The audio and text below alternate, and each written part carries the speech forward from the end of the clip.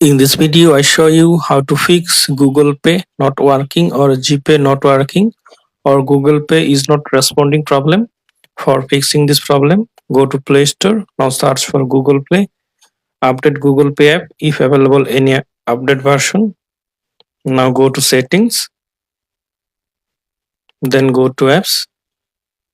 Then go to See All Apps. Now search for GPay. Tap on GPay. Tap on Force Stop. Now tap on Storage and Cache. Clear cache. Then clear storage. Then delete. Now restart your phone.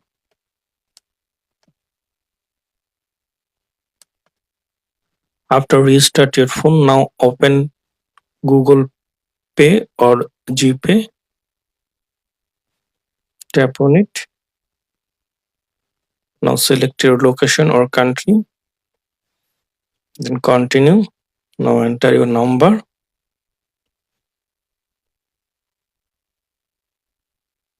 Then continue. Now accept and continue. Now enter your code number. Now I hope that this method fix GPay not working or Google Pay is not responding problem. Thanks for watching. Don't forget to subscribe.